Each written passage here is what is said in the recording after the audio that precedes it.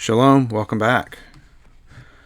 So in the previous video, we were talking about the function of the Sinai covenant, and the way that the structure of it was very similar to ancient Near Eastern treaties.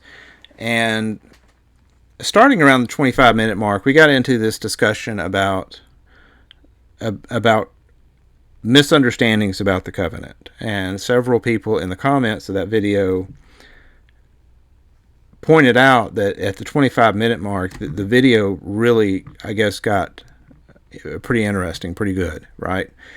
And that's one of the reasons that we're studying this book. If you followed along with the other videos where I've been going through this book, Ancient Israel's Faith and History by George Mendenhall, the first few videos we've done is really just laying a foundation.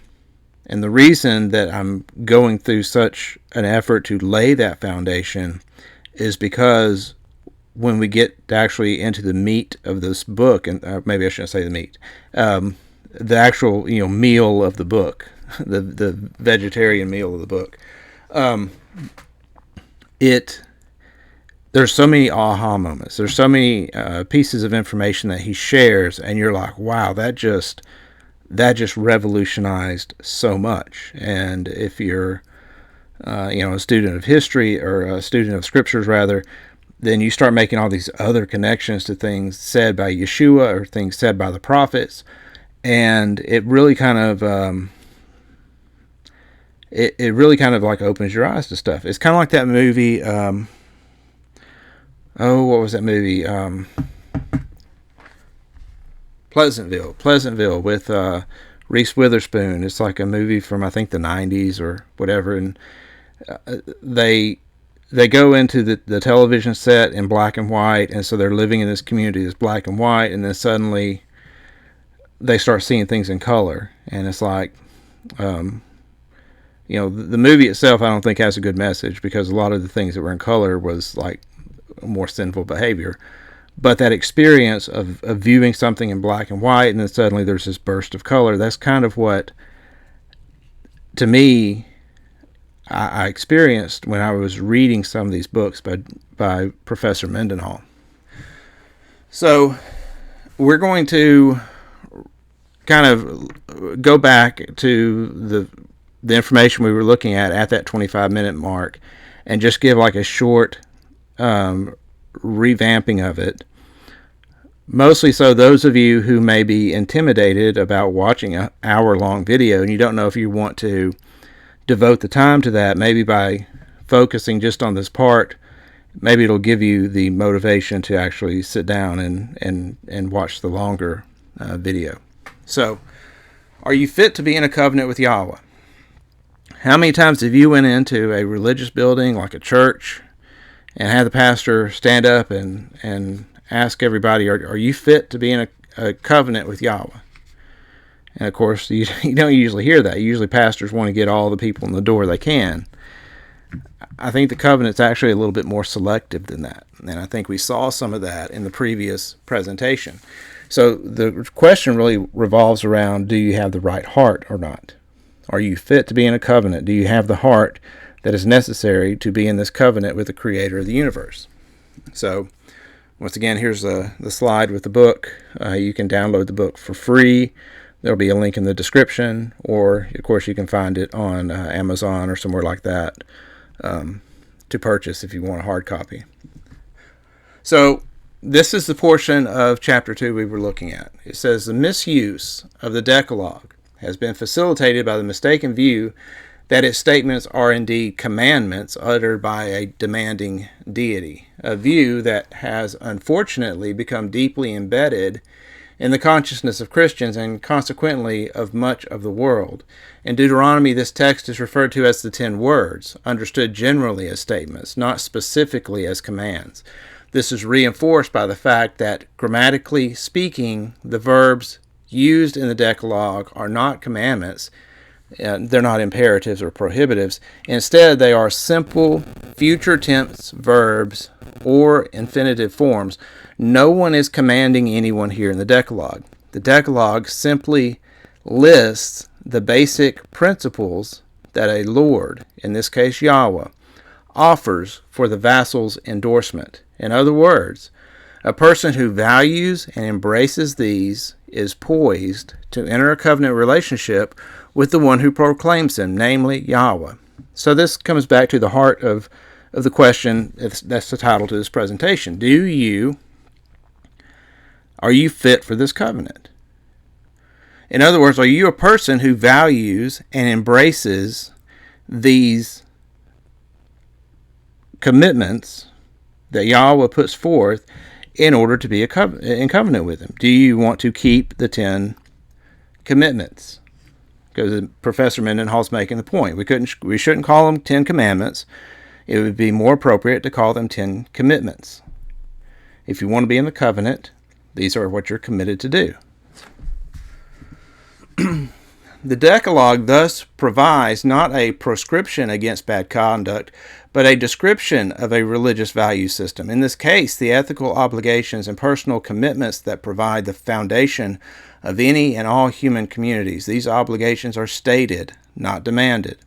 As in any covenant, the commitments must be voluntarily embraced and undertaken freely and gladly in grateful response for benefits and blessings already received. Technically speaking, at this point, the covenant-making process, no relationship yet exists from which an overlord can boldly issue commands. Here, in the stipulations, the overlord can only state the principles of central concern for the potential vassal to consider. Vassals must embrace the stipulations for their intrinsic merit alone, not because they are afraid of what will happen to them if they do not. In other words, people must see for themselves that these principles are compelling and good. And so in the previous video, I took an aside here, and I made some kind of off-the-cuff comments about questions that I get sometimes. And believe me, it was a question I used to get almost every week when I started making videos like this. I think my audience has gotten a little bit more selective over the last couple of years. So I don't get asked this as much, but every now and then this question does come up, and I had it asked just a couple of weeks ago. Someone will come to me and they will say, do I have to keep blank command to be saved? Do I have to be circumcised to be saved? Do I have to, keep the Sabbath to be saved? Do I have to eat vegetarian to be saved? Do I have to, whatever, there's all these questions. And what I've said in response to that, and I've had people get mad at me for this before and get very offended. But I would say, if you have to ask that question, I question whether you're actually saved or not. And the reason is because that's not the heart of someone who's been saved. If you've been saved, and by saved we mean, are you in covenant with Yahweh? Is he interacting with you in your heart through the Holy Spirit, or however you want to phrase this relationship? Is it occurring? If it is occurring, you're not asking the question, do I have to do this? I don't want to, man, do I have to keep the commandments? You don't have that attitude. Like a saved person is like, what can I do to please my King? What can I do to be a better servant of Yah? What can I do to be the better bride of Messiah?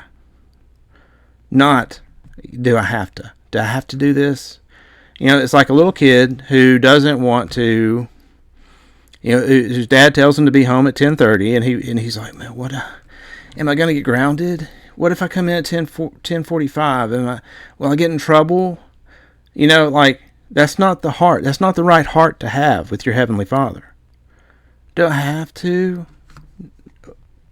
No, you don't have to. But you're not committed to Him if you're having these questions. You don't have the heart. You're obviously not fit to be in a covenant with Him. How do you like that? Like you won't hear this from a pastor on Sunday, will you? Oh, you're not fit for the covenant because you don't have the heart to keep the commandments. These are therefore not 10 commandments. It would be much more accurate and perhaps much better to think of them as 10 commitments, since Yahweh's rule becomes an effective and tangible reality only when human beings freely embrace them, also as their own personal commitments. In other words, when people act on these commitments, all of which restrict self-interest, the rule of God becomes a tangible reality. So in other words, if you want the kingdom of heaven on earth, that's what Yeshua said, remember? Kingdom of heaven is at hand. He was offering the kingdom to them. How do you have the kingdom of heaven on earth? It is when people act on these commitments, when they voluntarily embrace them. That's when the rule of God on earth becomes a tangible reality. Establishing a religious basis, i.e. faith, on which human differences can be transcended and community achieved. So, for example, not everyone who says to me, Lord, Lord, will enter the kingdom of heaven, but he who does the will of my Father who's in heaven. What's the will of the Father? Well, the will of the Father is the value system that is outlined in the Ten Commandments. So what do we mean by value system? Does that mean we just have to follow the words the way they're written? Well, in discussing value systems, it's important to remember that a value is not simply an agreeable idea, but something that actually determines one's commitments, choices, and activities. In other words, it's a heart matter. It's not a list of rules, it's a heart matter. Do you have the right heart? Do you embrace this value? Or, is this something that you can base your life around? The Latin word for this was valuta, which corresponds to Anglo-Saxon worthship, the antecedent of our word worship. In this sense, any time a person either acts on the basis of a commitment to uphold a value, by definition, that person is engaging in worship. As we saw with Baal and Ashtoreth in chapter 1, so it was with Yahweh. Embracing a value system and worshiping are essentially one and the same thing. The God being worshipped, of course, varies depending on what is specifically being valued. So what was the value of Baal? Well, Baal was the personification of power. So if you are seeking after power, that is your God. You are personifying the value system of Baal. You are worshiping Baal whether you realize it or not. What was Ashtoreth? Ashtoreth was a fertility goddess. But fertility goddesses are really prosperity goddesses. So, if you're one of these that buy into the prosperity gospel, you need to listen up. Because it's not just about fertility. I mean, sure, like if you are being very sexually licentious and sleeping around or whatever, and then you are essentially through your value system worshiping Ashtoreth. Or if you are seeking after prosperity and you're just like this business person that goes out and just tries to collect wealth to themselves, then you are through your actions, through your value system, worshiping Ashtoreth. So likewise, how do you worship Yahweh? It is through your commitment to his value system. The value system which is explained through the Ten Commandments. People are therefore always worshiping, whether they realize it or not. The important question is, what are the specific core values that inform and characterize one's pattern of living? In other words, what is one's God? Unfortunately, this dynamic sense of worship usually succumbs to a more formal sense. Worship as stylized ritual behavior or performed in sacred places on certain cultic occasions, making worship seem more, quote, special, end quote. Formal worship becomes a means for monitoring one's own piety as well as that of others, transforming religion into just another instrument of social control. And I think we all do that, right? Like, it's one thing if somebody says that they don't keep the Sabbath. Like that's not good. But what about the people who do keep the Sabbath, but maybe they do it a little different? Maybe they personally don't see a problem with like cooking something on the Sabbath, and you're very convicted that you shouldn't cook anything on the Sabbath. Are you using Sabbath as a measure of your piety versus their piety? Sometimes it's hard not to.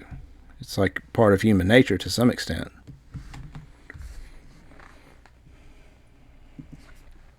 Before I read this slide, one of the points that Professor Mendenhall makes, and I'm not including most of those slides where he's making that point in this particular presentation, but one of the points he makes is that the verbs used in the Ten Commandments are very like vague, or they're very they're not very specific. So like thou shalt not kill, it's usually translated as thou shalt not murder, but it really means thou shalt not kill. So people may bet, well, what kind of killing is allowed? What kind of lying is allowed, right? But the Ten Commandments was written in such a broad sense that any type of killing should be off the table. Any type of adultery should be off the table, because he's using very broad terms. If you're writing a legal code, you tend to use very specific terms, because there's different types of theft. There's different types of killing. Like you could kill someone, it could be like intentional, first-degree murder. It could be accidental to some extent, or maybe it's something that's because of negligence, so it goes under manslaughter. Like there's different types of killing. But the way that the Ten Commandments are is very broad. It's not the type of, it's not the way you would write legal code. That's why Professor Mendenhall is saying we should view these as a principle, as a value system, not specifics. And so this kind of this slide and some of what we're going to talk about after this, it kind of really falls into diving into that a little bit deeper and understanding what that means for us. So the Sermon on the Mount, Yeshua recognized that such elastic terms have broad implications, criticizing those who sought to reduce them to precise legal definitions while creating convenient loopholes along the way. So Professor Mendenhall is pointing out that Yeshua is criticizing those who seek to reduce the commandments, the Decalogue, to precise legal definitions. So it was written with a broad definition, but they seek to put it into this specific type of killing, specific type of theft, specific type of adultery, right? And the reason for that is because it creates loopholes. Yeshua said that whoever harbors ill will toward his brother is guilty under God for destroying human life as someone who bludgeons another person to death, and that whoever relates to a woman in any way on the basis of improper lust is as guilty under God of sexual impropriety as the man who actually has illicit sexual intercourse with her. Such elastic terms as ratzah and na'at provide no useful basis for socially enforced sanctions because the prohibited actions are not clearly specified. In other words, it's a very broad term. Consequently, persons with integrity are committed to avoiding all of these things, and therefore are under obligation not to even start down a path leading in that direction. If they do, they are accountable to God. It would seem from this that Yeshua was not innovatively reframing Old Testament law, but simply recognizing the built-in flexibility of the covenant commandments. Like the Sermon on the Mount, these statements are part of a personal ethic whose enforcement has not been delegated publicly or socially to any human judge or judges or juries. Because these obligations were intended to define the core of human integrity, deviation from them was a private matter of conscience between God and the individual. Putting human life in jeopardy, sexual impropriety, taking things that do not belong to you, and distorting the truth are always wrong, regardless of whether the culprit is hauled into a court of law to answer to the community. So, let's read that again. Putting human life in jeopardy, sexual impropriety, taking things that do not belong to you, and distorting the truth are always wrong. Full stop. So it's not that bearing false witness is only in court. It means that any time, like if you are maligning someone's character, if you're misinterpreting interactions you've had with someone and gossiping about them to make that person look like they're of a questionable behavior, questionable character, that's lying. You're just as guilty under God as if you were standing on a witness stand and attesting to the same thing. Of course, it may be a little bit more severe there, because now you've also doubled your sin, because you've taken his name under vain, because in order to get on that witness stand, you've sworn an oath to God. I was listening to, there's a young lady that I guess she does podcasts or something. I've seen like people share photos of this woman's tweets before. Like, I'm not on Twitter, so the only thing I see from Twitter is if somebody shares it on Facebook or whatever. Her name is Pearl. I don't know her last name. I don't remember it. It's like a redheaded lady, but she talks a lot about like relationships and stuff. And I was watching a video the other day, and she was on it. Somebody was interviewing her, and she said something to the effect of, in divorce court, there's no such thing as a Christian woman. In other words, when a supposedly Christian woman goes to divorce court, according to this Pearl lady, she's no longer Christian. In other words, she has no problem bearing false witness. She has no problem manipulating the facts of the matter, or whatever the case may be, in order to malign her husband / ex-husband, or whatever you want to refer to, the man that she's leaving. Now, that's not my words; it's her words. That's based upon my own, what I've seen going on in the world for the last, several decades that I've been on this earth. I tend to agree that that's the way things go. There's no such thing as a Christian woman in divorce court. It's a sad, sad statement to make. But you know what? God is going to hold you just as accountable in that instance as he does in your personal interactions on a day-to-day basis. You're not going to get an exemption because you were in court and trying to get as much as you could out of your significant other. Individuals who stand in covenant with Yahweh are constantly responsible, much more so than if their actions were merely accountable to the law. This insight alone accounts for the overwhelmingly moralistic tone of the Bible. So I just picked on women. We'll pick on men now, right? So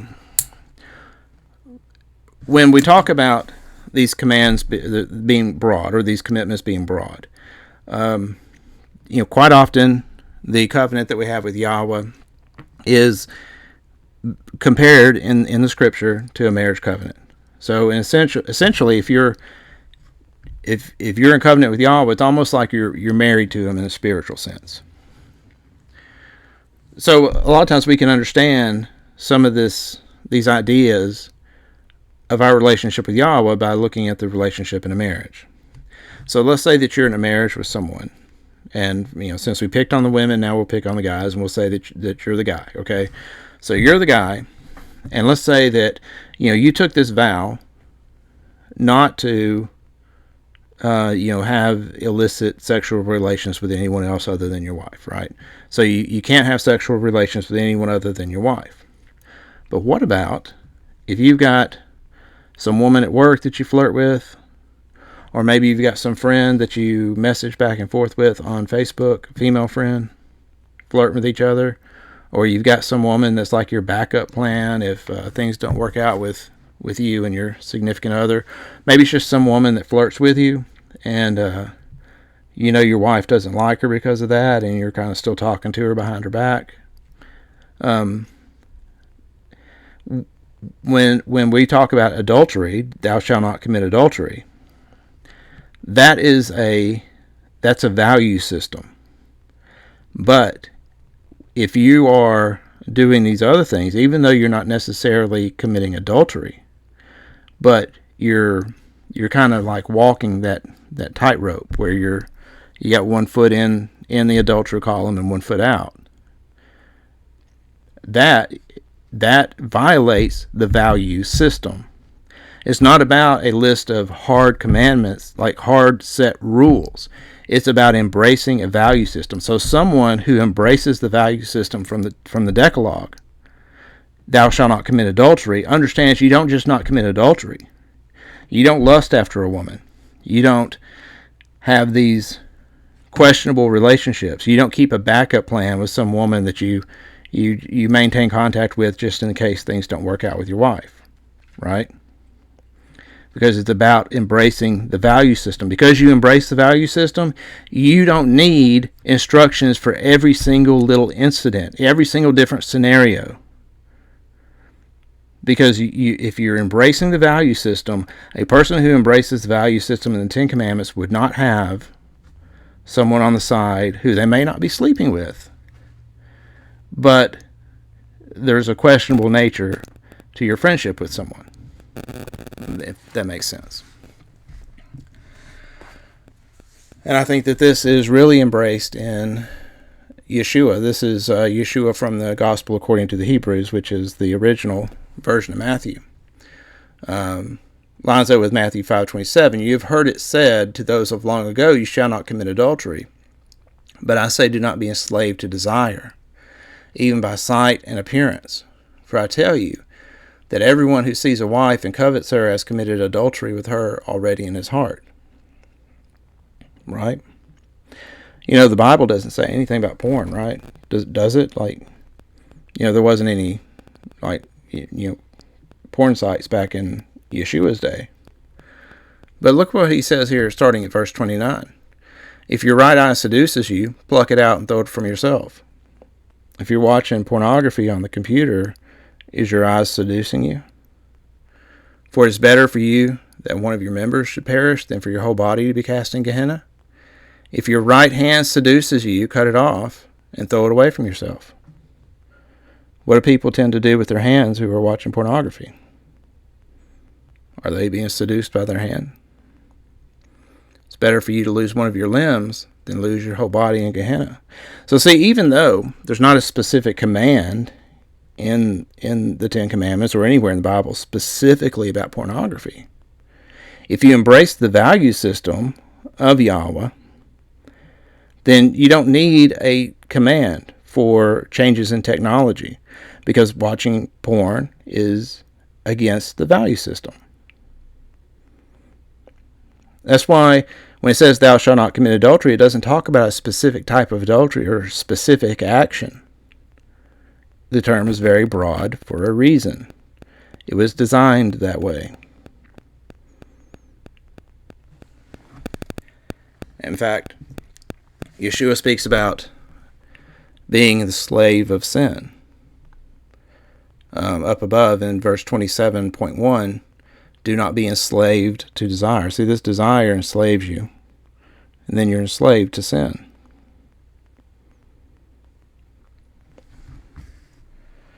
So what is it, to go back to the point of the video, when we talk about, are you fit to be in a covenant with Yahweh? And I said at the beginning, it's about your heart, right? So when Yahweh spoke about his displeasure with the way people were living out the Mosaic covenant, and he, through his prophets, spoke about this coming new covenant that he was going to establish. Notice the vocabulary that he used. Behold, the days come, says Yahweh, when I will make a new covenant with the house of Israel and with the house of Judah, not according to the covenant that I made with their fathers in the day that I took them by the hand to bring them out of the land of Egypt, my covenant which they broke, although I was a husband to them, says Yahweh. But this is the covenant that I will make with the house of Israel after those days, says Yahweh. I will put my law in their inward parts, and in their heart will I write it.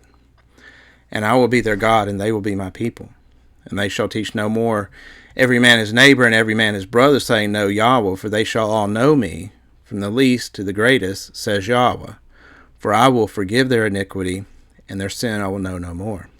You see, when you embrace the value system, you know Yahweh. That's why he says they will all know me. Because why? Because they had a change of heart in verse 33. Ezekiel says the same.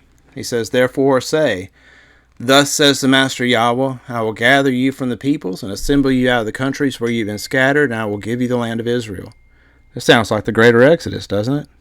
Under David the Prince. And when they come there, they will remove from it all its detestable things and all its abominations.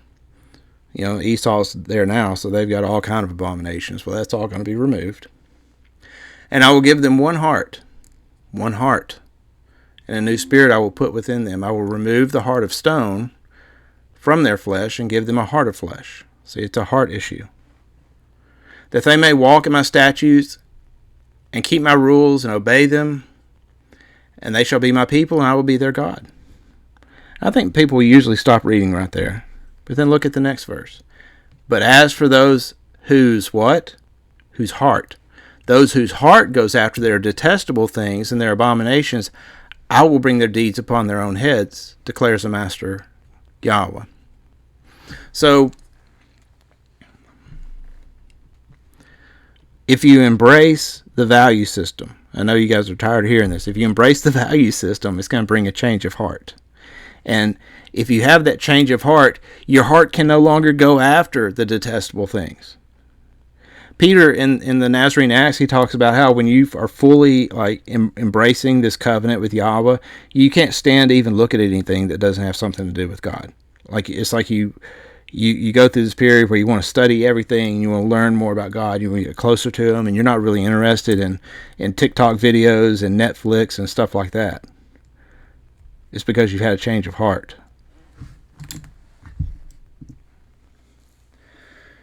Also, Ezekiel 36, I will take you from the nations and gather you from all the countries and bring you into your own land. Again, greater Exodus. And I will sprinkle clean water on you. Baptism sounds like to me.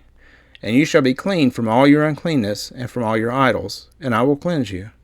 And I will give you a new heart, and a new spirit I will put within you, and I will remove the heart of stone from your flesh and give you a heart of flesh. Sounds like there's a big focus around the heart and around the spirit. Notice he changes your heart before he gives you the spirit. Have you noticed that in these last 3 slides? Your heart change comes first, then you get the spirit. And I will put my spirit within you and cause you to walk in my statutes and be careful to obey my rules. So wait, if the spirit is a sign of the covenant, you don't get that till you get the heart change. Maybe if you don't have a heart change, you're not in the covenant. You shall dwell in the land that I gave to your fathers, and you shall be my people, and I will be your God. Maybe it all works in that order. You get a new heart, then you get the Holy Spirit, and then you become His people, and He becomes your God. So, real quick, what isn't based on God's justice? Calendars, shape of the earth. I mean, is this the stuff we argue about, right? This is why, like when I started this whole video series, even before I started it, this has kind of been like this. This is the thoughts that came to my head that made me kind of refocus and say, okay, we're going to start talking about this God's justice thing. It's because this is all the stuff we argue about. What kind of calendar to keep? And yeah, years ago, I made videos on the calendar, and I still believe that they're correct, that the calendar is the solar calendar. That's what if you want the scriptural calendar, I believe it's the solar calendar. But I'm not going to beat you over the head with it. I mean, I haven't made a video on that subject in years. In fact, when I came into the Hebraic Roots movement years ago, I was really passionately trying to figure out this whole issue about the calendar, and I felt like God just would not give me the answer to it. And the more I've studied and the more I've thought about it, I really feel like that God didn't answer those questions for me because that doesn't matter as much to Him. Yeshua said, seek first God's justice, and then these things will be added to you. So does any of these things bring on justice, establish justice on the earth, having the right calendar, knowing the shape of the earth, beliefs about Messiah's birth? Like, the Catholic Church, they won't even consider you a Christian if you don't believe in the virgin birth. And I think the Protestant Church is probably the same way.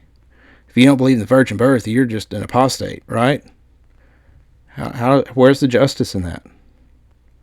How does believing in this false virgin birth, how does that establish any kind of justice?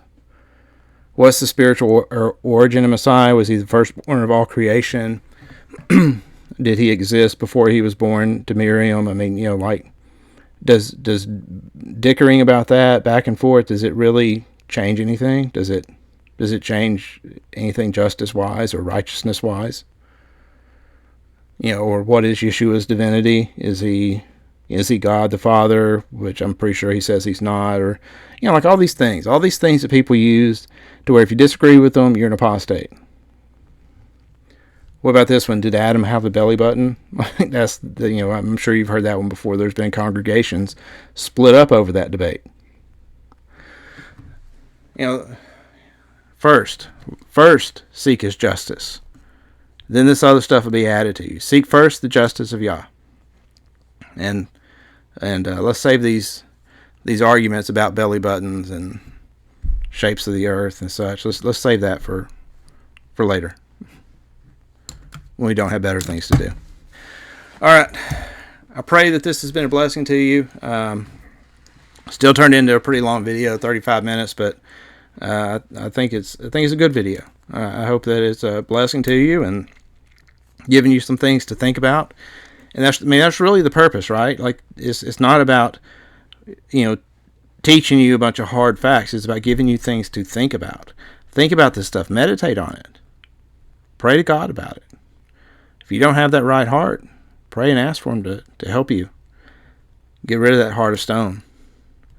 That way you don't have to start splitting hairs over what kind of adultery is allowed, or what kind of killing you can do. Anyway, thank you for listening. If you haven't already, share it with your friends and subscribe and do all that kind of stuff. And shalom.